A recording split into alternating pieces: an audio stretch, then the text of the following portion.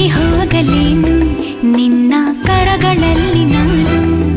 ಯುಗದಾಚೆಗೂ ಜಗದಾಚೆಗೂ ಜೊತೆಗೆ ಸಾಗುವೆ, ಕಡಲೆಲ್ಲವ ಅಲಿಸುತ್ತುವ ತರವೇ.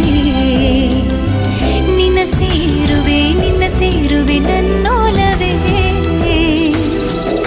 ಸಂಜು ಮತ್ತು ಗೀತ ಸೇರಬೇಕು ಅಂತ